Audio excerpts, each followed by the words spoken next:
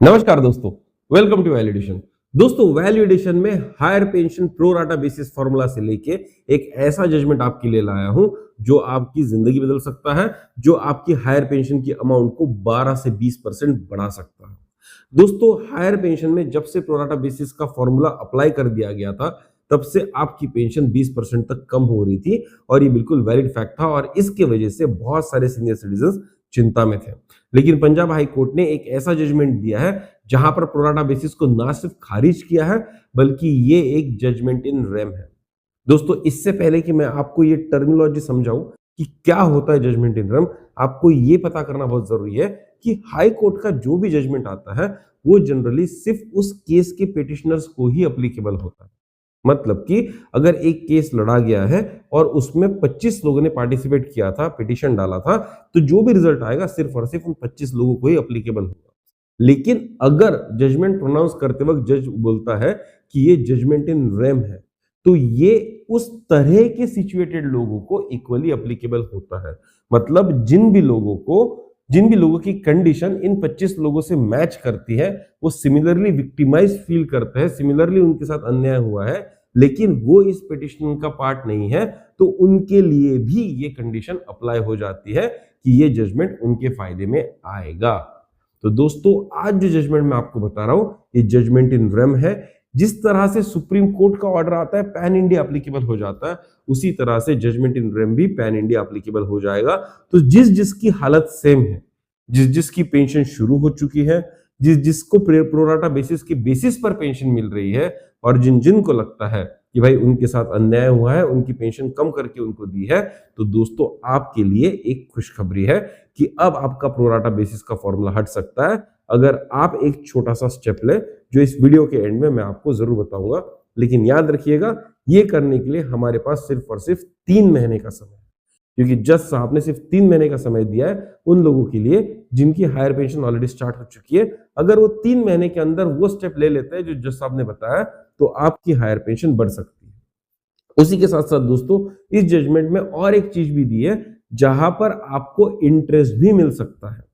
हम सबको पता है कि भाई एरियस पे ईपीएफओ इंटरेस्ट नहीं देता था, जबकि जो पैसा ईपीएफओ सीनियर सिटीजन से कलेक्ट करता था या एम्प्लॉय से कलेक्ट करता था, उसके ऊपर पूरा इंटरेस्ट उस दिन तक चार्ज करता था जब तक वो पैसा भरा जाता है। और ये जो अन्याय था कि ईपीएफओ जब पैसा लेता है तो इंटरेस्ट चार्ज करता है, और जब एरियस देता है तो इंटरेस्ट नहीं देता है, ये एक बहुत बड़ा अन्याय था। इसको भी इस केस में रिजॉल्व किया गया है। उसी के साथ साथ ऐसा भी आपके साथ हुआ होगा कि आपने पैसे भर दिए, ईपीएफओ ने जो पैसे मांगे थे, लेकिन आपका पेंशन ऑर्डर 7 से 8 महीने के बाद इशू हुआ। और दोस्तों, ये जो 7 से 8 महीने के बाद इशू होता है ना, ये एक्चुअली वायलेशन ऑफ रूल्स है, ये एक्चुअली वायलेशन ऑफ नॉर्म्स है, और इसके लिए भी आपको इंटरेस्ट मिलता है। वो भी दोस्तों इस केस में डिटेल में समझाया गया है। तो आज का ये केस बहुत ही लैंडमार्क है, जहां पर आपको एरियस के ऊपर इंटरेस्ट भी मिलेगा, जहां पर आपका प्रो राटा बेसिस का फॉर्मूला भी हट जाएगा, और आपको एडिशनली इंटरेस्ट मिलेगा क्योंकि आपका पीपीओ डिलेड तरीके से इशू किया गया था। तो दोस्तों, आज का एक केस डिटेल में सुनिएगा। वीडियो थोड़ा लंबा है, स्किप मत कीजिएगा, क्योंकि मैं बिल्कुल भी रिकमेंड नहीं करूंगा कि आप इस वीडियो को स्किप कीजिए और आगे आगे बढ़िए। डिटेल में पढ़िए कि क्या लॉजिकल आर्गुमेंट दिए गए थे और क्या फाइनल जजमेंट आया। इससे आपको फाइनेंशियली फायदा होगा। और मैं बता सकता हूं कि जो हायर पेंशनर, जिसकी हायर पेंशन शुरू हो चुकी है या होने वाली है, वो अगर हायर पेंशन मिलने के बाद 10 से ज्यादा साल सर्वाइव कर जाता है, तो ये जजमेंट उसको 10 से 12 लाख का फायदा देने की ताकत रखता है। जब आपको इतना ज्यादा फायदा होने वाला है, तो आपने ये जजमेंट आखिरी तक देखना चाहिए। और दोस्तों, मैं इतनी मेहनत करके आपके लिए वीडियो ला रहा हूं, आपके हक के लिए जो भी इंफॉर्मेशन मिलती है वो आपके सामने ला रहा हूं, तो ये आपका कर्तव्य बन जाता है कि ऐसे वीडियोस को आप सब्सक्राइब करें, लाइक करें, उसके ऊपर कमेंट करें, एंगेज करें उसके साथ, और आपके व्यूज मुझे बताएं कि आपको हमारा ये वीडियो कैसे लगा। तो दोस्तों, आज तक अगर आपने वैल्यू एडिशन को सब्सक्राइब नहीं किया है, तो जरूर सब्सक्राइब कीजिएगा, क्योंकि ये आपका चैनल है, आपके फायदे का चैनल है, आपकी आवाज उठाने वाला चैनल है। क्योंकि यूट्यूब पे और कोई ऐसा चैनल नहीं है जो सीनियर सिटीजन के हक के लिए, हायर पेंशन के लिए कोई भी वीडियो बनाता होगा। तो दोस्तों, आपने अगर आज तक इस चैनल को सब्सक्राइब नहीं किया तो जरूर सब्सक्राइब कीजिए। तो चलिए दोस्तों, शुरू करते हैं हमारा आज का वीडियो, जहां पर हम देखेंगे पंजाब हाई कोर्ट का वो जजमेंट जहां पर प्रो राटा बेसिस, एरियस और एडिशनल डिले जो होता है उसके ऊपर जो इंटरेस्ट मिलने वाला है आपको, उसके बारे में क्या कहा है। तो चलिए दोस्तों शुरू करते हैं हमारा आज का ये वीडियो।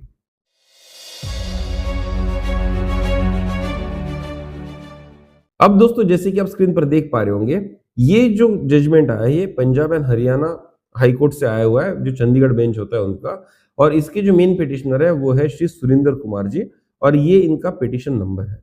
अब इसमें पंजाब और हाई कोर्ट में बहुत सारे और रिट पिटिशंस भी गए थे, जहां पर बहुत सारे लोग तकलीफ में थे। तो ऐसे कई सारे तकरीबन 75 रिट पिटिशंस को एक साथ यहाँ पर कंबाइन किया गया है, क्योंकि इन सबकी जो भी दलील थी, जो पिटिशन था, वो एक्चुअली सुरेंद्र कुमार जी के पिटिशन से सिमिलर था, और इसीलिए ऐसे 75 केसेस को एक साथ ज्वाइन करा दिया गया है और उसके बेसिस पर ये जजमेंट दिया गया है। और ये जजमेंट इसीलिए जजमेंट इन रेम दिया गया है क्योंकि इस तरह के कई और लोग होंगे जो सिमिलर तरह से पीड़ित होंगे, लेकिन वो कोर्ट में नहीं गए थे। तो दोस्तों इन 75 लोगों की लड़ाई हम सबके यहाँ पर काम आने वाली है।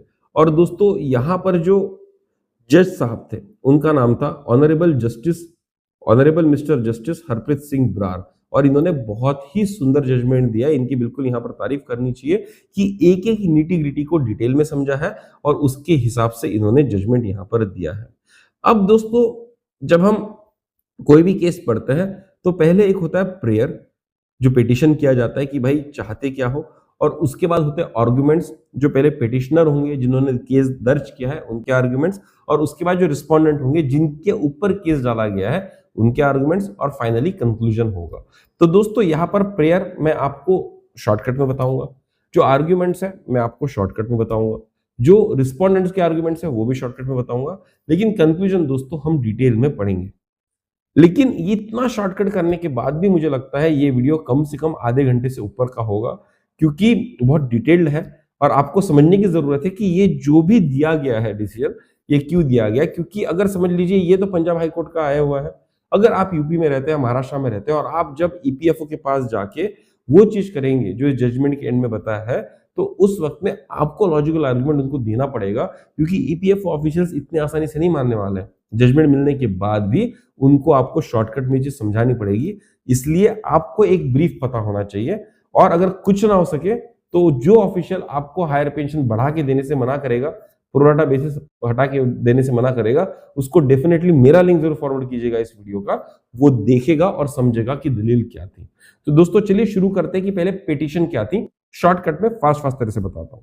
तो दोस्तों ये जो केस था, इसमें सबसे पहला जो पिटीशन था कि जो सर्कुलर डेटेड 18/1/2025 है, जहां पर बहुत सारे क्लैरिफिकेशंस इशू किए गए थे, जिसमें एग्जेम्प्टेड ट्रस्ट का भी था कि अगर एग्जेम्प्टेड ट्रस्ट के रूल्स अलाउ नहीं करते हैं सीलिंग के ऊपर कंट्रीब्यूट करने के लिए, तो आप नहीं कर सकते। ये क्लैरिफिकेशन भी इस 18/1/2025 के सर्कुलर में था, उसको स्क्वैश करने की बात की गई है। और इसमें ऐसे कई सारे जस्टिफिकेशंस थे जो ईपीएफओ ने इंटरनली सर्कुलेट किए थे अपने ऑफिसर्स के अंडरस्टैंडिंग के लिए, और जिसकी वजह से पूरा रायता फैल गया था और बहुत लोगों को नुकसान हुआ था। इस सर्कुलर को कैंसिल करने की, स्क्वैश करने की यहाँ पर इन्होंने बात की है। दूसरा है, जब आपने जॉइंट ऑप्शन फॉर्म भरा था हायर पेंशन का, तो उसमें एक सीरियल नंबर 6 और 7 था, जिसको टिक किए बगैर आप फॉर्म भर ही नहीं सकते थे। तो यहां पर पिटिशनर्स ने कहा है कि भाई वो जो आपने एक कंडीशन रखी थी जो पूरी ईपीएफओ के फेवर में थी कि भाई किसी भी तरह के चेंजेस हो जाएंगे तो आपको अप्लीकेबल करना होगा, फ्यूचर में कोई भी बदलाव हो जाएगा तो आपको मानना होगा। अगर ईपीएफओ ने कुछ रूल सेट किए थे कि हम पेंशन इस तरह से देंगे, भले वो कायदे के हिसाब से बनते हैं कि नहीं बनते, लॉ के हिसाब से बनते हैं कि नहीं बनते, किसी को कोई लेना देना नहीं है, लेकिन आपको एक्सेप्ट करने होंगे कि ये सारे बदलाव हम मानेंगे और उसी के बाद आपका फॉर्म एक्सेप्ट होगा। तो क्योंकि जो जबरदस्ती हो रही थी कि अगर मैं वो कंडीशन ना मानूं तो मैं जॉइंट ऑप्शन फॉर्म नहीं भर सकता था, और समय निकलता जा रहा था। सुप्रीम कोर्ट ने जो विंडो दिया था उस टाइम पे 2023 में, वो विंडो निकलते जा रहा था, तो बहुत सारे लोगों ने उस 6 और 7 पॉइंट नंबर को टिक कर दिया था, और उसके वजह से कुछ कंडीशंस ईपीएफओ ने एम्प्लॉयज के ऊपर लाद दी थी। और बाद में जब लोगों ने उसको चैलेंज किया तो ईपीएफओ बार बार बोलता था आप ही ने तो कंसेंट दिया था, आप ही ने तो कहा था कि हमको ये कंडीशंस मान्य है, तो अब आप उसको क्यों चैलेंज कर रहे हैं। तो दोस्तों वो जो पॉइंट 6 और 7 थे उसको नल एंड वॉइड डिक्लेयर करने के लिए भी यहाँ पर पिटीशन डाला गया था। ये बहुत ही यूनिक सा अलग सा पॉइंट यहाँ पर इन्होंने डाला था। दूसरा था कि calculate pension on actual wages without pro rata reduction and to pay all consequential arrears.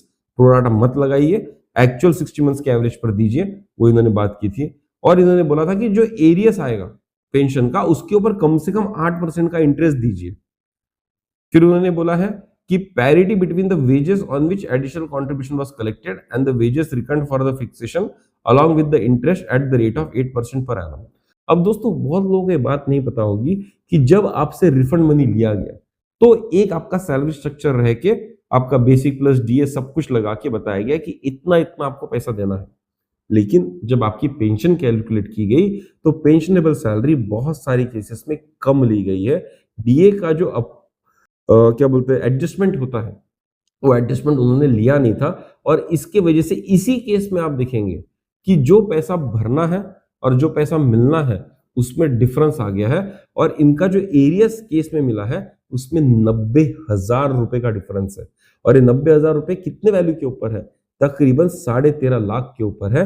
मतलब कि 5 से 6% का यहां पर डिफरेंस आ रहा है और ये आप क्लेम कर सकते हैं। तो आपकी हायर पेंशन अगर शुरू हो चुकी है और आपको एरियस मिल चुका है तो मैं आपको बता रहा हूं आपका एरियस और 1 लाख रुपए तक बढ़ सकता है अगर आप इस केस के जजमेंट को अच्छे से फॉलो करेंगे तो। और ये बोल रहा है कि जो भी एक्सेस इंटरेस्ट लिया है उसको वापस कर दीजिए, ऐसा इन्होंने कहा है। ऐसे 4-5 चीजों के ऊपर दोस्तों यहाँ पर दलील दी गई है, प्रेयर किया गया है कि भाई हमको जस्टिस मिलना चाहिए। अब दोस्तों शुरुआत में जो पेटिशनर्स के आर्ग्यूमेंट है, जिन्होंने दलील डाली, जिन्होंने केस डाला है, उनके जो वकील है उनके आर्ग्यूमेंट्स है, उसमें कुछ बेसिक चीज दी है, हम वो सब नहीं पढ़ेंगे, हमको अच्छे से पता है। बस जानने वाली बात है कि जो सुरेंद्र कुमार जी है यहाँ पर वो Punjab water resources management and development corporation limited में काम करते थे और ये 31/8/2019 को अपनी सर्विस से रिटायर हो चुके हैं। और दोस्तों जो formula for computation of quantum thereof is also provided in paragraph 12 of 1995 pension scheme and paragraph 11 यहाँ पर कहा गया है। अब यहां से जो आर्ग्यूमेंट है वो शुरू हो जाता है। तो पहला आर्ग्यूमेंट ये दिया गया है कि भाई पेंशनेबल सैलरी क्या होती है, क्योंकि पेंशनेबल सैलरी के बेसिस पर ही आपकी पेंशन निकलती है। तो ईपीएफ एक्ट में पैराग्राफ 12 में ये बताया कि भाई जो क्वांटम होगा फॉर्मूला का, कि फॉर्मूला किस तरह से बनेगा, वो फॉर्मूला दिया गया 12 में और पैराग्राफ 11 में दिया गया है कि पेंशनेबल सैलरी किस तरह से कैलकुलेट की जाएगी। अब दोस्तों उसी के साथ साथ जो पैराग्राफ 11(3) था वो कहता था कि आप अगर सीलिंग के ऊपर जाके कंट्रीब्यूट करना चाहते हैं तो आपको एक जॉइंट ऑप्शन फॉर्म भरना पड़ेगा। लेकिन ये पैराग्राफ 11(3) जो था ये उन लोगों के लिए एप्लीकेबल था जो 1 सितंबर 2014 के पहले रिटायर हो चुके थे। लेकिन 1 सितंबर 2014 के बाद के लिए पैराग्राफ 11(4) इंपॉर्टेंट था। तो हम सबने जो जॉइंट ऑप्शन फॉर्म भरा हुआ है, ये जॉइंट ऑप्शन फॉर्म हमने पैराग्राफ 11(4) में भरा गया। इस टर्मिनोलॉजी में आपको इसलिए बता रहा हूं क्योंकि इस जजमेंट में ये चीजें बार बार आएंगी तो आपको पता होना चाहिए। पहले हमने देखा 12 में फॉर्मूला दिया गया, 11 में पेंशनेबल सैलरी दी गई है और 11(4) में ये बताया गया है कि जॉइंट ऑप्शन फॉर्म किस तरह से भरा जाएगा, कैसे भरा जाएगा, जिससे आप हायर पेंशन क्लेम कर सकते हो। अब दोस्तों ये जो पेंशनर थे सुरेंद्र कुमार जी, इनकी जो पेंशन इनको सैंक्शन हुई है वो हुई है 24,511 रुपए विद इफेक्ट फ्रॉम 12/8/2019 और इनको ये पीपीओ कब इशू किया गया, ये किया गया 23/12/2024, 23/12/2024। और यहाँ पर ये कहते हैं कि इनकी जो पेंशन है वो इलीगली और रॉन्गली प्रो राटा फॉर्मूला लगाकर कंप्यूट की गई है। अब दोस्तों यहाँ पर इलीगल वर्ड क्यों यूज किया? इलीगल वर्ड उसके लिए यूज किया जाता है जो लॉ के अगेंस्ट होता है और ईपीएस पेंशन स्कीम एक लॉ ही है क्योंकि पार्लियामेंट ने पारित की हुई स्कीम है और उसमें कहीं पर भी प्रोराटा बेसिस का उल्लेख नहीं है और इसीलिए इन्होंने वर्ड यूज किया है कि आप लॉ के अगेंस्ट जाके हमको प्रोराटा बेसिस लगा रहे हो तो उसको इलीगल ही माना जाएगा। अब दोस्तों यहां पर इनका कहना है कि आपने जो दो अलग अलग टुकड़ों में 2014 के पहले और 2014 के बाद का एक प्रोराटा बेसिस फॉर्मूला लगाया जिससे मेरी सैलरी कम हुई, वैसा नहीं करना चाहिए था। आपको जो लास्ट का मेरा 60 मंथ्स था उसका एवरेज लेके सैलरी बनानी चाहिए थी, जो कि सही तरीका होता क्योंकि वही दिया गया है पैराग्राफ 11(4) में। दोस्तों बता दो पैराग्राफ 11(4) में बहुत क्लियरली ये चीज दी गई है कि आपको लास्ट के 60 मंथ्स का एवरेज लेना है जब आप हायर पेंशन को कैलकुलेट करेंगे। लेकिन ईपीएफओ ने 14/2/2024 को एक सर्कुलर इशू किया था, 14 फरवरी को 2024 में सर्कुलर इशू किया था, जहां पर अपनी मनगढ़ंत कहानियां बनाकर एक प्रोराटा बेसिस का फॉर्मूला लगा दिया था which was in violation of paragraph 11(4) of the EPS scheme और इसीलिए इसको इलीगल कहा गया है। अब दोस्तों जब हम प्रो राटा बेसिस की बात कर रहे हैं, तो ये प्रो राटा बेसिस बेसिकली आता कहां से है? अब देखिए, पैराग्राफ 11(1) जो है स्कीम का, वो बोलता है कि प्रो राटा बेसिस का एप्लीकेशन लगेगा। और ये एप्लीकेशन क्यों लगेगा? क्योंकि सीलिंग्स चेंज होते आ रहे थे। जो नॉर्मल आपको पेंशन मिलनी चाहिए थी ईपीएस में, वो सीलिंग के बेसिस पर मिलनी चाहिए थी। जब 5,000 था सीलिंग, जब 6,500 था, जब 15,000 था, इस अमाउंट के ऊपर आप कैलकुलेट नहीं कर सकते थे, कंट्रीब्यूट नहीं कर सकते थे, और आपको जो मैक्सिमम पेंशन मिलनी थी इन्हीं सीलिंग्स के ऊपर मिलनी थी। और जब आपको मिलनी थी, तो क्योंकि आपने अलग-अलग टाइम पीरियड पे अलग-अलग वैल्यू कंट्रीब्यूट की है, तो आपको अलग-अलग टाइम पीरियड के हिसाब से अलग-अलग पेंशन का एवरेजिंग करके आपको पेंशन दी जाएगी, ऐसा 11(1) में लिखा था। और ये बिल्कुल सही था, इसमें कोई दिक्कत नहीं थी। लेकिन जैसे हम पैराग्राफ 11(4) में आते हैं, जहां पर एम्प्लॉय और एम्प्लॉयर ने मिलकर डिसीजन ले लिया है कि मुझे एक्चुअल बेसिक प्लस डीए पर कंट्रीब्यूट करना है, हायर वेजेस पे कंट्रीब्यूट करना है, तो मेरी जो पेंशन आनी है, वो मेरी लास्ट के 60 मंथ्स के एवरेज पर आएगी। क्योंकि अब मैं अलग अलग पीरियड के हिसाब से सीलिंग कंट्रीब्यूट नहीं कर रहा हूं, मैं through out the service period जो कंट्रीब्यूशन दे रहा हूं, वो एक्चुअल वेजेस पे दे रहा हूं। और क्योंकि एक कंसिस्टेंसी है एक्चुअल वेजेस की, इसीलिए जो मेरा फॉर्मूला होगा वो भी कंसिस्टेंट होगा, डिवाइडेड नहीं होगा पीरियड्स में। तो यहां पर प्रोराटा बेसिस नहीं लग सकता। ये यहां पर मेजर आर्ग्यूमेंट इन्होंने दिया है। देखिए, ये इन्होंने कहा है कि as per paragraph 12(2) formula for determining the monthly pension and its proviso refers to pro rata pensionable service only in the context of wage ceiling cases। जहां पर भी वेज सीलिंग के बेसिस पे कंट्रीब्यूट किया गया, वहीं पर ही एप्लीकेबल होता है। thus the concept Thus, the concept of pro rata calculation is confined to paragraph 11(1) and the proviso to paragraph 12(2) and finds no application to cases falling under paragraph 11(4)। तो जहां जहां हायर पेंशन की बात आती है, वहां पैराग्राफ 11(4) एप्लीकेबल होता है, और 11(4) में कहीं पर भी सीलिंग या प्रो राटा बेसिस की बात नहीं की गई है। अब दोस्तों जब भी हम बार बार ये कह रहे हैं कि लास्ट के 60 महीने का ही एवरेज लेना चाहिए, 60 महीने का एवरेज लेना चाहिए, तो इन जनरल लोगों को ये बात पता नहीं थी, क्योंकि कोई भी ईपीएस स्कीम नहीं पढ़ता है। तो ये लोगों को बात पता कैसे चली कि लास्ट के 60 मंथ्स के एवरेज लेना चाहिए, और हमारे साथ नाइंसाफी हुई है। तो ये पता तब वहां चला जब ईपीएफओ ने खुद ने एक सर्कुलर इशू कर दिया, जिसकी डेट थी 1/6/2023। 1 जून 2023 को, मतलब कि यहां से 3 साल पहले एक सर्कुलर इशू किया गया था, जहां पर उन्होंने खुद ही एक मेथोडोलॉजी दे दी थी for computation of pension in higher wages cases. अब दोस्तों यहां पर दो चीजें बोली गई थी कि अगर हायर पेंशन पैराग्राफ 11(3) के बेसिस पे दी गई है, मतलब कि जो लोग 1 सितंबर 2014 के पहले एग्जिट हो चुके हैं ईपीएस से, तो उनके लिए लास्ट के 12 महीने का एवरेज लिया जाएगा, ऐसा इस सर्कुलर में कहा गया था। और जो लोग 1 सितंबर 2014 के बाद रिटायर होंगे या एग्जिट करेंगे, उनकी जो सैलरी होगी वो लास्ट के 60 मंथ के एवरेज की बेसिस पर पेंशनेबल सैलरी कैलकुलेट की जाएगी, और उसके हिसाब से उनका पेंशन बनेगा। ये ईपीएफओ ने खुद ने ही इशू कर दिया था, और तभी जनरल पब्लिक को पता चला कि ये कितना फायदेमंद है। और जब ये इशू हुआ, तो उसके बेसिस पर ही लोगों ने और इंटरेस्ट से शायद फॉर्म भरे थे, क्योंकि वो फॉर्मूला बहुत ही ल्यूक्रेटिव था, बहुत ही फायदेमंद था। इनफैक्ट मैंने इसके ऊपर 5 से 6 वीडियोस बनाए कि ये हायर पेंशन एप्लीकेशन क्यों इतना फायदेमंद होगा अगर ये फॉर्मूला लग जाता है तो। लेकिन फ्यूचर में जाके क्या हुआ? फ्यूचर में ईपीएफओ को समझ में आ गया कि भाई हमसे तो गलती होगी, हम तो ऐसे लुट जाएंगे। तो फिर इन्होंने क्या किया, 14 फरवरी 2024 को और एक इंटरनल सर्कुलेशन के लिए, अब दोस्तों ये सर्कुलर जनरल पब्लिक के नहीं था, ये जो सर्कुलर या इंटरनल ईमेल था, ये इंटरनल सर्कुलेशन के लिए था, जहां पर चुपके से ऑफिसर्स को ये बता दिया कि भाई आपको जो पेंशन देनी है प्रो राटा बेसिस पर देनी है, और उसमें एक बहुत ही कॉम्प्लेक्स फॉर्मूला लगा दिया कि भाई आपकी 1 सितंबर 2014 के पहले की हायर सैलरी ली जाएगी, फिर 1 सितंबर 2014 के बाद की हाईएस्ट सैलरी ली जाएगी, और फिर लास्ट के 60 मंथ्स का एवरेज करेंगे। और जब 1 सितंबर 2014 के पहले आपकी जो हाईएस्ट सैलरी होगी और लास्ट का 60 मंथ्स का जो एवरेज होगा, उसमें से जो कम होगा वो लेंगे। तो लॉजिकली जो आपकी पहले की हाईएस्ट सैलरी है वो आपके लास्ट के एवरेज से कम होगी, तो वो लेंगे। फिर उसके बाद जो नेक्स्ट पीरियड है उसमें भी सेम करेंगे, हाईएस्ट सैलरी लेंगे और जो एवरेज है उसको लेंगे, और उसमें जो कम होगा वो लेंगे। तो दोनों जगह कम कम वाली सैलरी लेके आपकी हायर पेंशन को 12 से 20% कम कर दिया। ये इन्होंने झोल कर दिया। और खासियत बात है, ये ओपन सर्कुलेशन सर्कुलर नहीं था, ये इंटरनल ईमेल था जो चुपके से काम किया गया था और खुद ही के 1 साल पहले जो सर्कुलर इशू किया था उसी को इन्होंने वॉइड कर दिया था। और यहां पर हम सबने फील किया कि भाई हमारे साथ हो गया है धोखा। अब दोस्तों जो दूसरी बात यहां पर की गई है, जो एक सर्कुलर आया था 18 जनवरी 2025 का, उसमें भी यही बात बताई गई थी और इसमें ये बोल दिया कि ministry of labour and employment को भी पता है कि हम ऐसा कर रहे हैं। मतलब अपना जो ब्लेम था ईपीएफओ ने एमओएलई के ऊपर डाल दिया था, मिनिस्टर ऑफ लेबर के ऊपर डाल दिया था।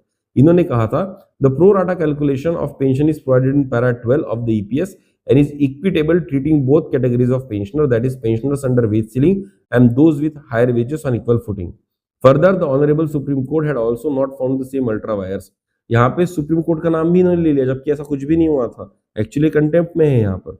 Accordingly, Ministry of Labor and Employment has agreed with the computation of pension on pro rata basis for pension on higher wages. जो पिटिशनर के वकील है वो कहते हैं कि भाई प्रो राटा बेसिस हमेशा ही वेज सीलिंग के ऊपर अप्लीकेबल था, हायर पेंशन के लिए ऐसा कहीं पर भी नहीं दिया है।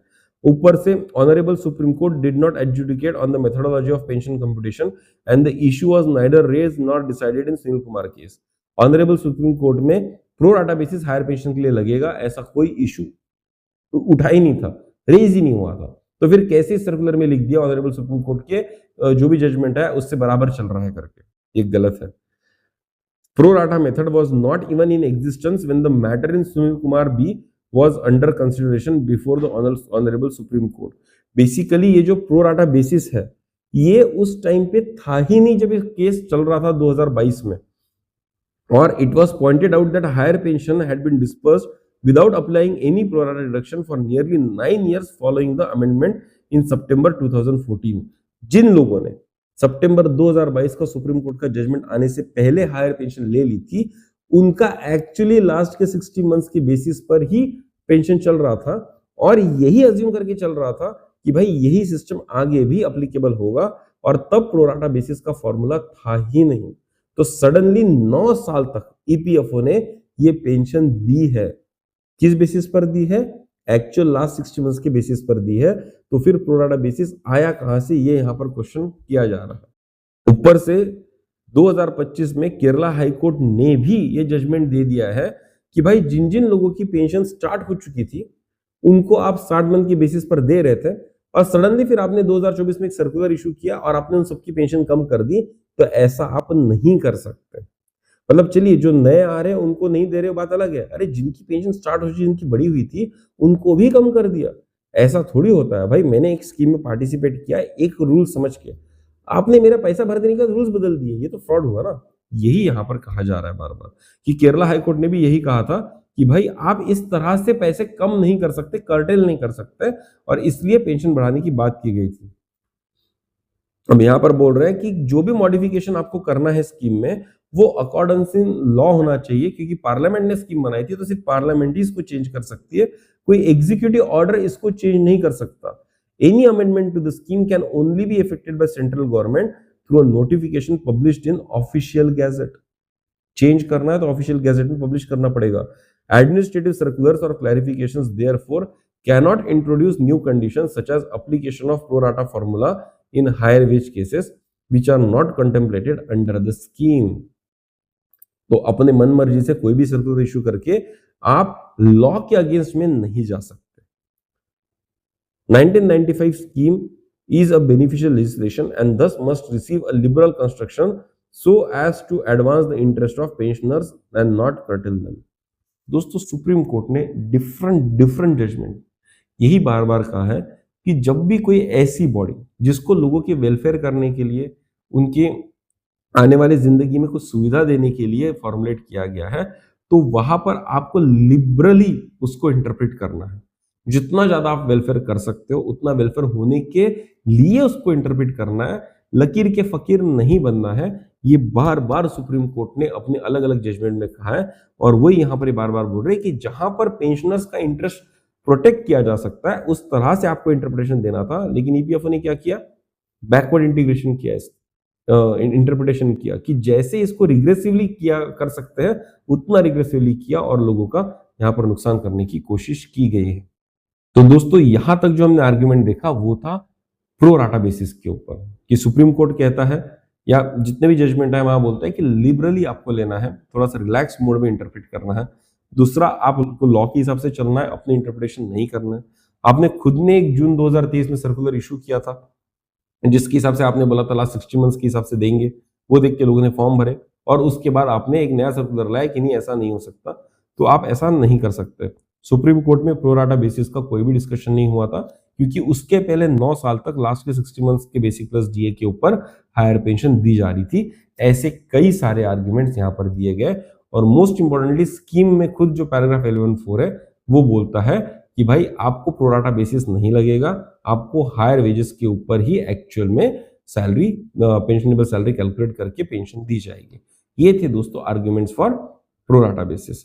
अब आते हैं कि जो इंटरेस्ट लोगों से चार्ज किया गया है, जब आपको रिफंड डिमांड लेटर आया तो आपने कुछ इंटरेस्ट भर के दिया है। आप अगर 2020 में एग्जिट कर चुके थे ईपीएस से, 58 इयर्स की एज अचीव कर चुके थे, और आपको अगर लेटर 2024 में आया तो आपके ऊपर इंटरेस्ट लगा है, तो इंटरेस्ट नहीं लगना चाहिए, वो यहाँ पर दलील डाली गई है। इन्होंने बोला है कि जब आप पैराग्राफ 11(4) के तहत हायर पेंशन का फॉर्म भरते हो तो उसमें सिर्फ एम्प्लॉयर और एम्प्लॉय की कंसेंट ही रिक्वायर्ड होती है कि हाँ हम एक्चुअल वेजेस के ऊपर कंट्रीब्यूट करना चाहते हैं। ईपीएफओ अपने मन मर्जी से एडिशनल कंडीशंस विद इंटरेस्ट नहीं चार्ज कर सकता, ऐसा यहाँ पर इनका कहना है, क्योंकि ऐसा कोई भी लॉ नहीं है, ऐसा कहीं पर भी लिखा नहीं है। EPFO has effectively sought to legislate through administrative instruction which is impermissible in law. अपने एडमिनिस्ट्रेटिव सर्कुलर इशू करके आप लेजिस्लेट करने की कोशिश कर रहे हो, आप लॉ को रिप्लेस करने की कोशिश कर रहे हो, जो नहीं हो सकता। It was submitted that the Honorable Supreme Court did not authorize imposition of onerous condition such as recovery of interest respectively. जब सुप्रीम कोर्ट का जजमेंट आया तब इंटरेस्ट लेना चाहिए, ऐसा कहीं पर भी लिखा नहीं है, तो आप इंटरेस्ट क्यों ले रहे हो? इनफैक्ट सुप्रीम कोर्ट ने पता है क्या गया, जो भी डिफरेंशियल अमाउंट होगा सीलिंग से और हायर वेजेस के ऊपर, वो आपको रिमिट करना होगा, यही लिखा है, इंटरेस्ट की बात कहीं पर भी नहीं लिखी है। और उन्होंने बोला है कि petitioner has been compelled to accept arbitrary conditions lacking the force of law including the payment of interest from the past date. Any declaration obtained under the compulsion for availing a statutory benefit cannot operate as valid waiver of statutory right. दोस्तों EPFO को जब argument बोला गया कि supreme court ने ऐसा कहीं पर भी नहीं बोला गया, लॉ में भी कहीं नहीं लिखा है कि आप इंटरेस्ट चार्ज कर सकते हो, तो ईपीएफओ ने बोला कि जब आपने फॉर्म भरा था ना तो आपने बहुत सारे टिक मारे, उसमें एक चीज थी कि भाई आपसे इंटरेस्ट लिया जाएगा, तो आपने कंसेंट दिए तो आपको वो कंसेंट पूरी करनी होगी और इंटरेस्ट देना होगा। लेकिन अगर मुझे हायर पेंशन का फॉर्म लेना था तो वो टिक किए बगैर मैं फॉर्म को क्लिक ही नहीं कर सकता था आगे बढ़ने के लिए, तो मुझे एक तरह से फोर्स किया गया था कि भाई मैं वो टिक करूं तभी मैं आगे बढ़ पाऊंगा। तो भाई ये कंसेंट जो आपने मुझसे ली ये फोर्स्ड कंटेंट है और ये वैलिड नहीं मानी जा सकती। तो ये अगर मुझे कुछ बेनिफिट लेनी है तो ये कंडीशन मीट करोगे तो ही बेनिफिट देंगे, वरना नहीं देंगे, ये क्या बात हुई? और वो जो कंडीशन आप लगा रहे हो लॉ के हिसाब से सही भी नहीं है। तो भाई हो सकता है मुझे बेनिफिट लेने के लिए डेडलाइन मेरे निकलती जा रही थी, मैंने टिक कर दिया हो, लेकिन आज मैं कोर्ट में इस बात को चैलेंज करता हूं कि आपने कंडीशन ही सही नहीं लगाई थी, वो यहां पर बात की जा रही है। अब दोस्तों यहां तक इन्होंने बात की कि भाई इंटरेस्ट नहीं लेना चाहिए, अब ये एरियस के ऊपर इंटरेस्ट की बात कर रहे हैं। ये कहते हैं while the respondents have recovered the differential contribution along with interest, the areas of the pension have been paid to the petitioner after substantial delay without any corresponding interest which is arbitrary and inequitable। अब दोस्तों ये यहाँ पर ना areas के ऊपर के interest की बात नहीं कर रहे, सॉरी, ये यहाँ पर बात कर रहे हैं कि भाई मैंने पैसा भर दिया और मेरा पीपीओ बहुत दिन बाद इशू हुआ, तो ये जो डिले हुआ इसके ऊपर मुझे कंपेंसेशन चाहिए और मैं कंपेंसेशन के लिए एलिजिबल हूँ। फिर से एक बार बता रहा हूँ, जब आपने पैसा भर दिया और आपको पीपीओ मिला, तो अगर 5 से 6 महीने आपको लग गए तो जो डिले हुआ है जिसकी वजह से आपको तकलीफ हुई होगी, हो सकता है आपने मार्केट में इंटरेस्ट से पैसे उठा के पैसे भरे हो सकता है आपने पूरी रिटायरमेंट सेविंग इनको देके पैसे भरे हो, तो ये जो डिले होगा दोस्तों, ये डिले के ऊपर इंटरेस्ट मिलना चाहिए, वरना ईपीएफओ तो भाई मेरे मरने के बाद पैसा देगा, किसका फायदा होगा इसमें? नहीं होगा ना। तो ऐसी मनमर्जी नहीं चल सकती, एक कुछ डेडलाइन फिक्स करनी चाहिए और अगर वो डेडलाइन नहीं मीट हो रही है तो उसके ऊपर उनको पेनल्टी लगनी चाहिए, वो यहाँ पर बात की जा रही है। अगेन फिर से 18(1) की यहाँ पर बात की है। 18(1) में ही लिखा है however the interest on such dues either from EPF contribution और demand letters may be recovered up to the date of retirement से cessation of membership of EPS 95। तो दोस्तों ये जो था कि भाई आपको जो लेने हैं, पैसे लेने हैं, तो पैसे जो लेने हैं वो कब आप ले सकते हो, वो आप ले सकते हो, मतलब ईपीएफओ जो पैसा ले सकता है इंटरेस्ट के फॉर्म में कब ले सकता है, the revision of the wages with retrospective effect were not deliberate और wilful default on the part of the employers, therefore such wages should be accounted for against the respective months for which the arrears were meant. In such cases, it would not be appropriate to recover damages under section 14B. अब देखो, एक जो था clarification वो था reckoning wage arrear that are payable retrospectively. जब आप wages collect करने हैं, लेकिन ईपीएफओ जब वो कलेक्ट कर रहा है तो उसमें डिले हुआ है. अब वो डिले किसकी वजह से हुआ, एम्प्लॉय की वजह से हुआ, एम्प्लॉयर की वजह से हुआ, तो उसके ऊपर डैमेजेस क्लेम किए जाते हैं ईपीएफओ की तरफ से. लेकिन अगर वो एट्रीब्यूटेबल नहीं है, जैसे इस केस में एट्रीब्यूटेबल नहीं है, क्यों? क्योंकि पहले हायर पेंशन का फॉर्मूला था ही नहीं, या एप्लीकेशन दे ही नहीं सकते थे. जब सुप्रीम कोर्ट का जजमेंट आया तभी हम अप्लाई कर सकते थे, तो इन्होंने अप्लाई किया, तो उसमें एम्प्लॉयर की क्या फॉल्ट है? नहीं फॉल्ट है. तो आप सेक्शन 14B के अंदर डैमेजेस नहीं ले सकते, लेकिन फिर भी आप इंटरेस्ट लीजिए उस पैसे के ऊपर जो आपको मिलेगा. जो एम्प्लॉय पैसा भरेगा, कब से? उसके रिटायरमेंट डेट से उसकी डिमांड लेटर की डेट तक का, उस पर इंटरेस्ट लीजिए. ये फिर भी अपने ही रूल को कॉन्ट्रडिक्ट करके यहाँ पर ईपीएफओ बोल रहा है, ये यहाँ पर आर्गुमेंट दिया गया है. In cases where the delay is not attributable to any deliberate default on the part of employer, interest on EPF dues is recoverable only up to the date of retirement और cessation of membership whichever is earlier. आप retirement तक का ही damage ले सकते हो, interest ले सकते हो, उसके बाद नहीं ले सकते हो, ऐसा यहाँ पर दलील दी गई है. ऊपर से respondents were required to issue the revise pension payment order within 15 days. जैसे ही डिमांड लेटर का पैसा भर दिया है, रूल ये कहता है कि पीपीओ 15 दिन के अंदर इशू होना चाहिए, और अगर 15 दिन के अंदर इशू नहीं हो रहा है पीपीओ, तो फिर आपको उसका डैमेज भर के देना पड़ेगा. अब इन जो भाई साहब है, सुरेंद्र कुमार भाई साहब है, इनके केस में क्या है, इनको डिमांड लेटर इशू हुआ था 24/6/2024 को. इन्होंने अगले ही दिन जाके पैसे भर दिए, लेकिन इनको जो पीपीओ मिलना चाहिए था वो कब मिलना चाहिए था? 15 दिन के अंदर, मतलब कि 10 जुलाई तक इनको पीपीओ मिल जाना चाहिए था. पर इनको कब मिला? 23/12/2024 को मिला. ऑलमोस्ट 4 से 5 महीने के डिफरेंस के बाद इनको वो मिला. अब ये जो इनऑर्डिनेट डिले हुआ है 5.5 मंथ्स का, तो इसका कौन पैसा देगा भाई? इसका इंटरेस्ट देना पड़ेगा आपको, क्योंकि वो पैसा आपने इलीगली मेरी तरफ से रख लिया है. It was contended that while the respondents have recovered the differential contribution along with interest, petitioner has not been compensated for the delay in the issuance of revised PPO. जो डिले हुआ है PPO देने के लिए, उसके लिए पैसा दीजिए.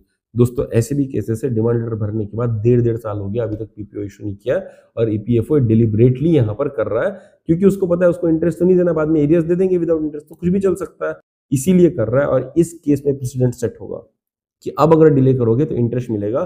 तो वो सारे लोग जिनका डिले हो रहा है उनको 8% के रेट से यहाँ पर इंटरेस्ट मिलने वाला है. इस जजमेंट से याद रखिएगा. अब दोस्तों, जो और एक मुद्दा था वो था वेज डिस्पैरिटी, कि भाई जब हमसे पैसा लिया तो आपने एक तरह के वेजेस कैलकुलेट किए, और जब हमको पैसा दिया तो एक और तरह के वेजेस कैलकुलेट किए, और इसके वजह से डिफरेंस आ रहा है. वो डिफरेंस क्यों आ रहा है वो देखना है. While calculating the amount payable by the petitioner towards differential contribution, the respondents adopted higher wages, including areas of dearness allowance and pay revisions. ये सब लगा के हमसे पैसा ले लिया भाई. जितना पैसा हमको मिला था उसके हिसाब से आपने एरियास वेरियस सब कुछ लगा दिया, डीए बढ़ रहा है सब लगा दिया, और हमसे पैसा ले लिया. However, for the purpose of determining pensionable salary, the respondents have taken a lower wage figure, thereby creating a clear inconsistency. अब दोस्तों, यहां पर जो वकील साहब है उनका कहना है कि अगर 60 मंथ्स का एवरेज एक्चुअल सब डीए पे सब पे लिया होता तो वो आता 49,91,902. लेकिन क्योंकि डीए का अपॉर्शनमेंट नहीं किया गया है, इसीलिए 48,99,902 ही लास्ट 60 मंथ की सैलरी आ रही है. तकरीबन 90,000 आपने कम लिया है, और जब आप फिगर कम लेंगे तो पेंशनेबल सैलरी भी आपकी कम पड़ेगी. दिखाता हूं कैसे. ये बोल रहे हैं कि अगर प्रोराटा प्रिंसिपल नहीं लगाया होता तो इनकी पेंशनेबल सैलरी जो पेंशन बनती वो बनती 28,212 रुपए, 28,212. लेकिन प्रोराटा मेथड लगाने के बाद भी अगर मेरी एक्चुअल सैलरी ले लेते हैं लोग तो बनती तकरीबन 24,623. लेकिन जो बनी वो कितनी बनी? 24,511. मतलब यहां पर आप देखेंगे 112 रुपए का डिफरेंस हर महीने आ रहा है, जस्ट बिकॉज आपने वेजेस अलग अलग कैलकुलेट की, पैसा लेते वक्त अलग कैलकुलेट की और पैसा देते वक्त अलग अलग कैलकुलेट की, तो पेंशन में 122 रुपए का फर्क आ गया। और अगर ये प्रोराटा बेसिस पर नहीं लगता तो टोटल गेन जो होता वो होता 3701। अब दोस्तों इनको जो पेंशन मिल रही है वो मिल रही है 24,511 और इस पे 3,700 बढ़ता तकरीबन 12 से 13%। अगर प्रोराटा बेसिस का फॉर्मूला हटा दिया जाए, सही वेजेस लिए जाए, तो इनकी सैलरी, इनकी जो पेंशन है हर महीने 12% से बढ़ सकती है। और दोस्तों ये व्यक्ति अगर यहाँ से 10 से 15 साल जिंदा रह जाते हैं तो हर साल तकरीबन 40,000 रुपए का इनको फायदा होगा, 40 से 45,000 का फायदा होगा। 10 साल में कम से कम 4.5 लाख का इनको फायदा होगा। ऐसी इनकी यहाँ पर दलील बन जा रही है दोस्तों। अब दोस्तों ये थे सब दलीलें।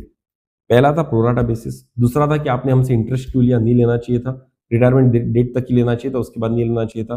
प्लस हमको जो एरियर्स दे रहे हो उसके ऊपर इंटरेस्ट नहीं दे रहे हो, प्लस आपने जो डिले कर दिया पीपीओ देने के ऊपर उसके ऊपर भी कुछ इंटरेस्ट नहीं दे रहे हो, और आपने हमारी सैलरी ही गलत कैलकुलेट की है। ये ऐसे 4 से 5 आर्गुमेंट यहाँ पर थे। उसके बाद दोस्तों ईपीएफओ ने कुछ कुछ आर्गुमेंट दिए जो मुझे अच्छे नहीं लगे, जो मुझे बिल्कुल भी अच्छे नहीं लगे, इसलिए मैं आपके साथ डिस्कस भी नहीं करूंगा, इररिलेवेंट है, क्योंकि ये सारे आर्गुमेंट कोर्ट ने हटा दिए, खारिज कर दिए और एक जजमेंट दिया है। तो चलिए आते हैं जजमेंट पे, कि जज साहब क्या कहते हैं यहाँ पर। तो जज साहब के जो आर्गुमेंट्स थे दोस्तों वो थे कि केस बेसिकली 3 चीजों पे लड़ा चाह रहा है। पहला है प्रो राटा फॉर्मूला, तीसरा है interest on delayed payment of arrears of pension, और तीसरा है वेज डिस्पैरिटी। इंटरेस्ट की बात करेंगे, प्रो राटा फॉर्मूला की बात करेंगे और डिस्पैरिटी ऑफ वेज की बात करेंगे। ये यहां पर जज साहब ने कहा है। यहां पर दोस्तों जज साहब कहते हैं, मैं इसका आपको इंटरप्रिटेशन बता रहा हूं, इनका कहते हैं कि जहां पर सीलिंग्स है, अलग अलग सीलिंग्स है, वहां पर आप प्रोराटा बना रहे हो तो बहुत बढ़िया है, क्योंकि अगर आप प्रोराटा नहीं बनाओगे तो कुछ कुछ लोगों को ज्यादा पैसा मिल जाएगा, जिनकी सैलरी ज्यादा है उनको एंड में ज्यादा मिल जाएगी, जिनकी कम है उनको कम मिलेगा, तो ये सही नहीं होगा। तो सब वर्गों को इक्वल मिलना चाहिए, इसलिए प्रोराटा बेसिस लगा है। ये बहुत अच्छी बात है।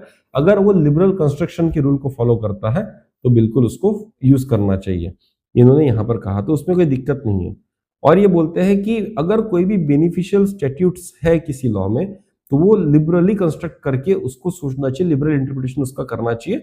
और इसके लिए बहुत सारे केसेस का जज साहब ने यहाँ पर आपको एग्जाम्पल भी दिया है। ये जजमेंट कॉपी दोस्तों मैं डिस्क्रिप्शन में डाल दूंगा, आप वहां से डाउनलोड करके सब पढ़ सकते, पढ़ना चाहे, पर इसका क्रक्स मैं आपको मोटा मोटा तौर पर यहाँ पर बता ही दे रहा हूँ, क्योंकि जो भी केसेस यहाँ पर जज साहब ने लिखे हैं वो यहाँ पर बताया। जज साहब कहते हैं paragraph 11(1) governs the computation of pensionable salaries in case where contributions are restricted to the statutory wage ceiling। जज साहब यहाँ पर मानते हैं, लेकिन पैराग्राफ 4 जो है वहां पर ऐसा कहीं पर भी नहीं लिखा है कि सीलिंग के ऊपर लेना है या आपको प्रोराटा पर लेना है। Scheme expressly provides that pensionable salary shall be computed on the basis of actual higher salary. Significantly, this provision contains no stipulation regarding pro rata computation or bifurcation based on wage ceiling। ये कहीं पर भी bifurcation की बात नहीं करता है। Paragraph 12(2) where prescribes the formula of calculation for monthly pension refers to pro rata basis। The statutory framework indicates that concept of pro rata computation is confined to cases governed by paragraph 11(1) and the proviso to paragraph 11(2) and does not extend to cases falling under paragraph 11(4)।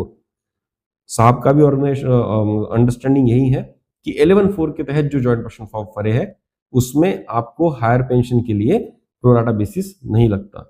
This court is of the considered view that a fundamental distinction must be drawn between members governed by paragraph 11(1) and those governed by 11(4).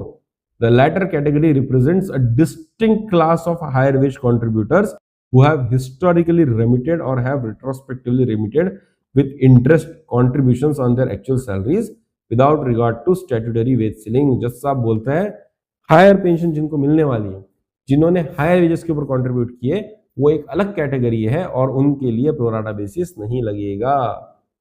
और respondents मतलब कि EPFO ने खुद ने 1 जून 2023 को circular निकाला था जहां पर बताया गया था कि हायर वेजेस कैसे देंगे, 60 महीने के एवरेज पे देंगे, ऐसा खुद ईपीएफओ ने कहा है। The circular specifically provides that in such cases the pensionable salary is to be determined on the basis of average monthly pay drawn during the contributory period of service falling within 60 months preceding the date of exit from the membership of pension fund. Notably, the circular contains no reference whatsoever to the application of any pro rata methodology. खुद के circular में भी आपने बोला 60 महीने के हिसाब से देंगे, आपने वहां पर कोई भी प्रो राटा मेथोडोलॉजी नहीं लगाई है। और जज साहब बोलते हैं, this court finds substance in the contention advanced by the learned counsel for the petitioner that email dated 14/2/2024 and the subsequent clarification dated 18/1/2025 mark a clear departure from the methodology earlier prescribed by circular dated 1/6/2023 and are not in consonance with the amended provisions of 1995 scheme. खुद के circulars violet कर रहे हैं और आपका law के हिसाब से नहीं है, ये कोर्ट ने यहां पर ऑब्जर्व कर दिया है। The 1995 pension unequivocally defines pensionable salary as the average monthly pay drawn during the contributory service period comprising 60 months. और जज साहब यहां पर कहते हैं, it is settled law that executive or administrative instructions cannot amend or override statutory rules, nor can any such instruction be issued in derogation of the statutory framework. तो यहां पर हड़का दिया गया है ईपीएफओ ऑफिशियल्स को कि एडमिनिस्ट्रेटिव सर्कुलर इशू करके आप लॉ को चेंज नहीं कर सकते। और दोस्तों सबसे बढ़िया लाइन तो अब यहां पर आई है, जो बार बार बोल रहा है ना कि सुप्रीम कोर्ट ने भी ऐसा ही कहा था, सुप्रीम कोर्ट ने भी ऐसा ही कहा था, उसके लिए अभी यहां पर रैगिंग होगी। Furthermore, this court is unable to accept the contention of learned counsel for respondents that the Honorable Supreme Court in Sunil Kumar case had upheld the applicability of pro rata formula for computation of pensionable salary in higher wage cases. A careful reading of the said judgment reveals that issue concerning the application of pro rata methodology in such cases was neither raised before nor adjudicated by the Honorable Supreme Court. Rather, as noticed herein above, the said methodology appears to have been introduced for the first time through email dated 14/2/2024 and therefore was not even in existence at the time when the matter was considered before the Honorable Supreme Court. Clearly बोल रहे, supreme court में ऐसी कोई दलील नहीं दी गई थी। In fact 2 साल बाद आपने सर्कुलर इशू किया है, जहां पर आपने पहली बार कहा कि प्रो राटा बेसिस पर देंगे, तो सुप्रीम कोर्ट का नाम नहीं लेना चाहिए। अब यहां पर जज साहब प्रो राटा बेसिस के ऊपर जजमेंट फरमा रहे हैं। This court is of the considered opinion that pro rata methodology of higher pension cases sought to be introduced through email dated 14/2/24 and clarification dated 18/1/25 travels beyond the statutory framework of 1995 pension scheme and cannot be sustained in law. Pro rata basis cannot be sustained in law. In such cases, the pensionable salary is required to be determined based on average monthly pay drawn during contributory period of service in the span of 60 months preceding the date of exit from the membership of the pension fund. Accordingly, first issue stands answered in the aforesaid terms. तो यहाँ पर जज साहब को ताली बजानी चाहिए कि भाई प्रो राटा बेसिस को खारिज कर दिया गया है। अब इसके बाद से जो पेंशन दी जाएगी वो लास्ट के 60 महीने की बेसिक प्लस डीए पर ही दी जाएगी। अब दोस्तों जो दूसरा इशू है कि भाई interest on delayed payment of arrears, इसका क्या होगा, उसके ऊपर बात कर रहे हैं।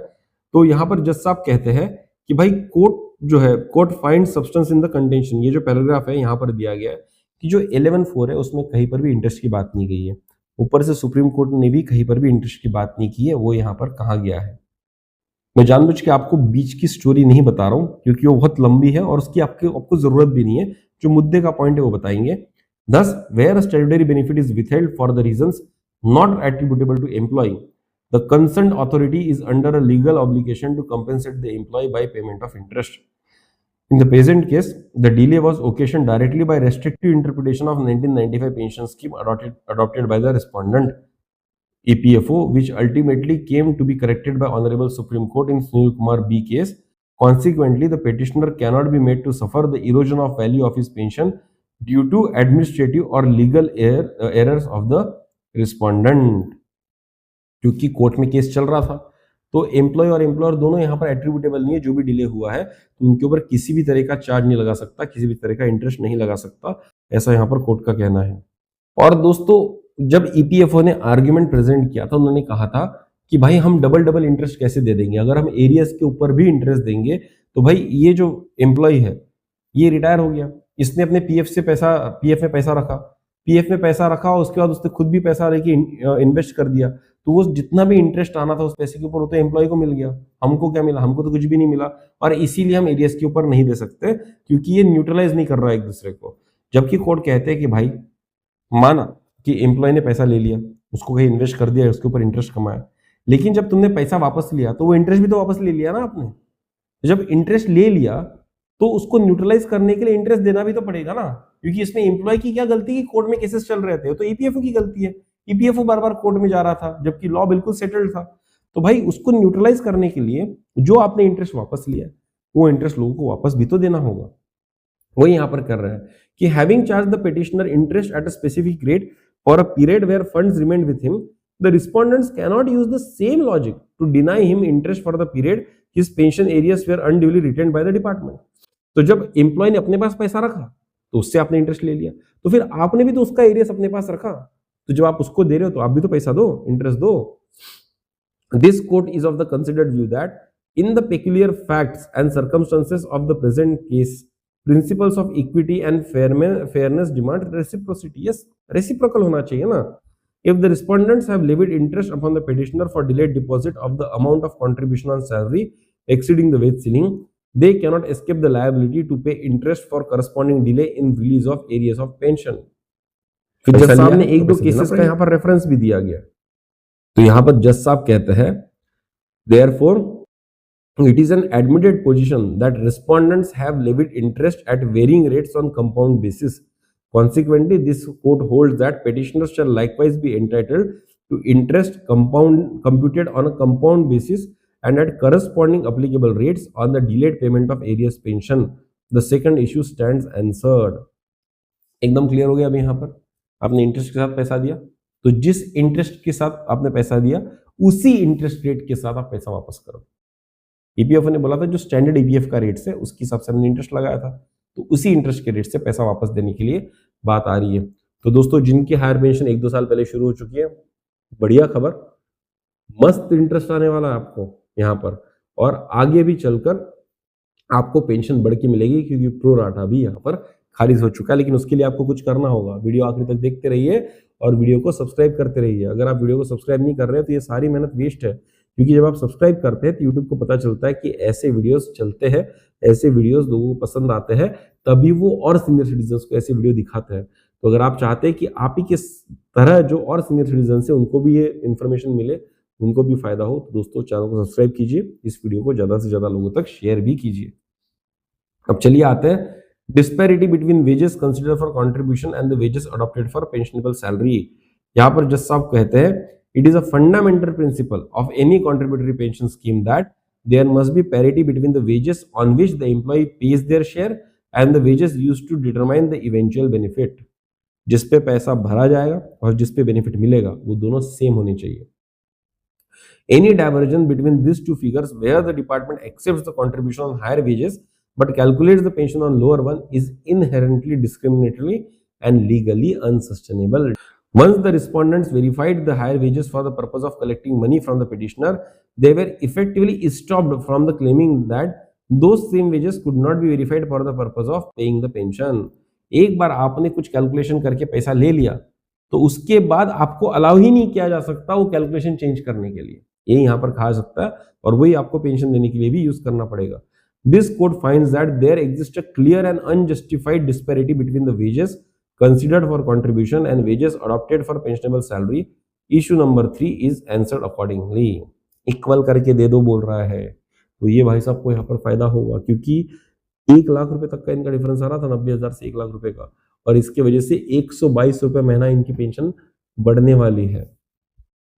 दोस्तों सुनने में 122 रुपए कम लगता है, लेकिन ये उनकी मेहनत का पैसा है जो उन्होंने वापस दिया था, तो क्यों नहीं लेंगे भाई 122 रुपए? 100% 122 रुपए वापस लेंगे। तो दोस्तों आइए फाइनली इस केस का कंक्लूजन पढ़ते हैं। बस 2 पेज का कंक्लूजन पढ़ा है, डिटेल में पढ़ेंगे, एक एक पॉइंट पढ़ेंगे क्योंकि ये आपके लिए बहुत इंपॉर्टेंट है। यहां से बिल्कुल ध्यान देके आप सुनिएगा। In the view of the foregoing discussions, all the captioned writ petitions are disposed of in the following terms. The circular dated 18/1/2025 and the internal email dated 14/2/2024 are hereby squashed to the extent they prescribe the pro rata methodology for calculation of pensionable salary in higher wages. तो दोस्तों in circular को और email को इस बात के लिए स्क्रैश कर दिया है कि इसमें प्रोराटा बेसिस है, टोटली स्क्रैश नहीं किया है, सिर्फ प्रोराटा बेसिस का जो पॉइंट है उसको स्क्रैश कर दिया है। Consequently, the respondents are directed to forthwith recalculate the pensionable salary of the petitioners on the basis of average monthly pay drawn during the contributory period of service in the span of 60 months preceding the date of exit from the membership of the pension fund without applying the pro rata formula और bifurcating the service period. दोस्तों 60 महीने पर ही अब pension मिलेगी. The respondent should ensure complete parity between the wages taken into account for recovery of differential contribution and those adopted for determination of pensionable salary, including due appointment of areas of dearness, apportionment of areas of dearness allowance, and pay revision benefits to the respective months to which they relate. The consequential areas of the pension arising therefrom shall also be recalculated and released to the pensioner. Wage parity होनी चाहिए. सबसे important, the respondents are directed to pay a simple interest at the rate of 8% per annum on the aforementioned areas of the pension arising from the recalculation of pensionable salary without application of pro rata formula and from the rectification of disparities between the wages considered for contribution purposes and those adopted for pension fixation. Such interest shall be calculated from the expiry of 15 days from the date of submission of joint option forms by the petitioners until the date of actual disbursement of areas. अब दोस्तों यहाँ पर जज साहब कह रहे हैं कि जब आप प्रोराटा बेसिस के फॉर्मूला के हिसाब से इनको पैसा देंगे तो डेफिनेटली इनकी पेंशन बढ़ जाएगी. पहले आपने कम दी थी, अब इनकी पेंशन बढ़ेगी. तो जो डिफरेंशियल अमाउंट आएगा कब से आएगा? डेट ऑफ रिटायरमेंट से लेके जब तक इनको पेंशन शुरू हुई थी या आज तक पकड़ लीजिए, जब भी ये जजमेंट आया है तब तक इनको अब डिफरेंशियल अमाउंट आएगा. तो भाई डिफरेंशियल अमाउंट आएगा तो ठीक है, पर किसने रखा था? ईपीएफओ ने रखा था. तो ईपीएफओ क्या देगा इसके ऊपर? इंटरेस्ट. कितना देगा? 8% का इंटरेस्ट देगा. तो दोस्तों सिर्फ एरियस के ऊपर इंटरेस्ट नहीं मिलेगा, एरियस के ऊपर तो मिलेगा, आगे के पॉइंट में बताऊंगा. जो आपको प्रोराटा का जो बढ़ के पैसा मिल रहा है उस पे भी 8% का इंटरेस्ट मिलेगा. तो अगर इन भाई साहब का, सुरेंद्र कुमार भाई साहब का यहां पर 3712 का डिफरेंशियल आ रहा था, तो इनको जब अकाउंट में आएगा तो 3712 के ऊपर 8% पर एनम का इंटरेस्ट लग के इनको डिफरेंशियल अमाउंट इनके अकाउंट में आएगा. और कब आएगा? 15 दिन के ऊपर निकालना है इसको. Furthermore, admittedly, the petitioners were not paid any interest on the delayed release of areas representing the difference between the pension payable on higher wages and the pension originally sanctioned upon the retirement, even though such amounts had become due immediately upon retirement. For instance, with regard in this petitioner, an amount of 13,33,882 towards the difference between the pension payable on higher wages and the pension originally sanctioned upon retirement was released in January 2025 without any interest. Accordingly, the respondents are directed to pay interest on the delayed release of the aforesaid areas, computed on a compound basis and at the same rates at which interest has been charged from the petitioner. जज साहब आगे कहते हैं, such interest shall be calculated from the expiry of 2 months from the date of retirement of the respective petitioners till the date of actual disbursement of areas. The entire exercise of recalculation, release of areas and payment of interest shall be completed within the period of 12 weeks from the date of receipt of certified copy of this order. 3 महीने के अंदर इनको areas के ऊपर भी pension देना है, जो प्रोराटा का डिफरेंशियल आएगा उसके ऊपर भी 8% का पेंशन देना है 3 महीने के अंदर.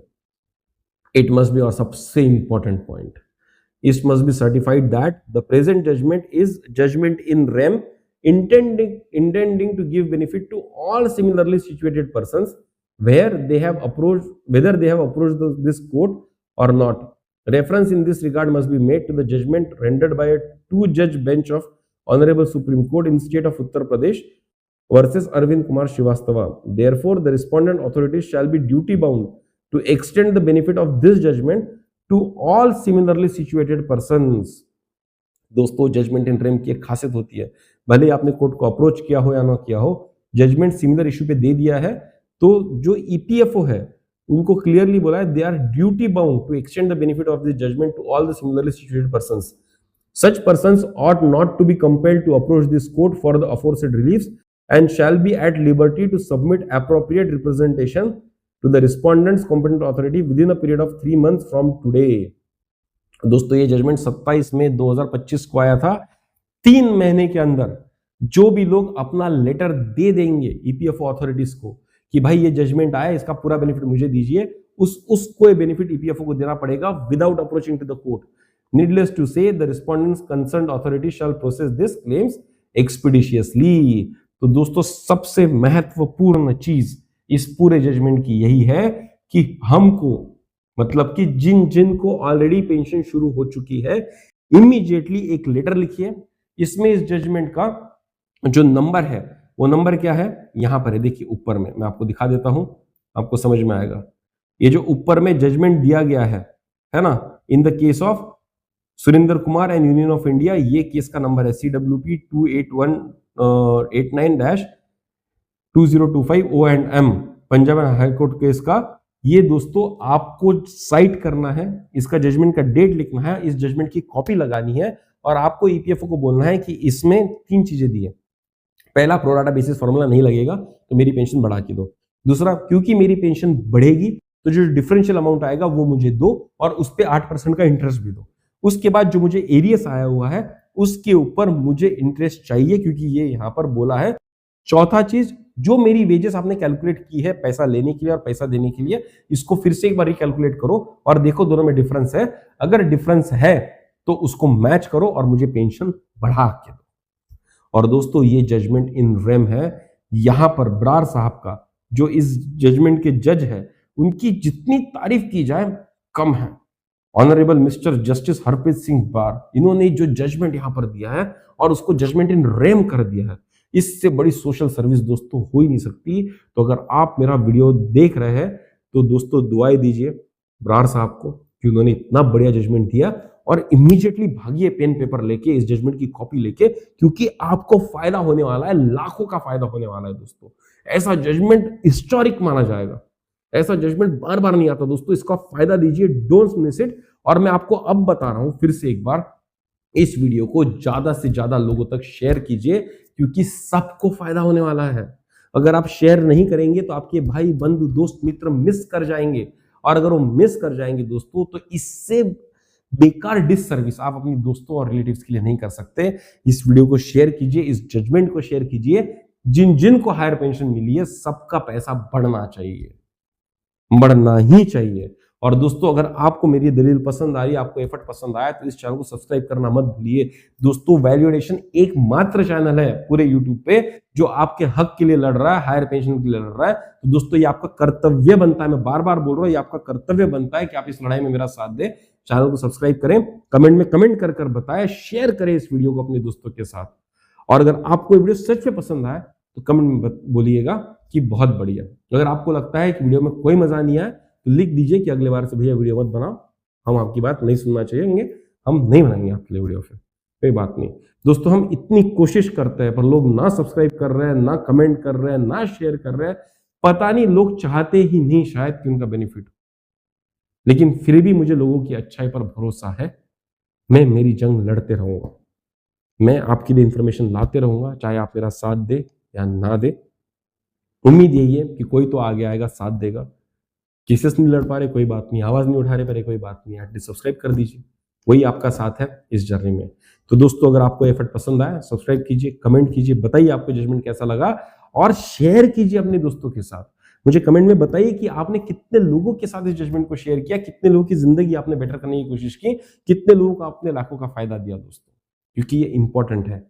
ये सिर्फ आपके और मेरे फायदे की बात नहीं है दोस्तों। यहां पर अन्याय हो रहा था ईपीएफओ की तरफ से, लोगों के पैसे हड़पे जा रहे थे, आर्बिट्ररी रूल्स बनाए जा रहे थे, मनगढ़ंत कहानियां यहां पर रची जा रही थी, सर्कुलर पे सर्कुलर इशू करके एक एक बेनिफिट हटाया जा रहा था। और ये मैं नहीं कह रहा हूं, ये कोर्ट कह रहा है, ये हाई कोर्ट का जजमेंट है दोस्तों। और अगर ऐसे ही चलते रहा तो वो दिन दूर नहीं है जब सारे बेनिफिट एक एक करके कट जाएंगे, अगर हम लड़ाई नहीं करेंगे तो दोस्तों हमको लड़ना होगा, और लड़ने के लिए जुडिशरी हमारे साथ है, लीगल सिस्टम हमारे साथ है, ये एक बहुत अच्छी बात है। तो दोस्तों चलिए फिर से मिलेंगे एक नए डिस्कशन के साथ, एक नए वीडियो के साथ। तब तक के लिए सब्सक्राइब करते रहिए हमारा चैनल वैल्यू एडिशन। धन्यवाद।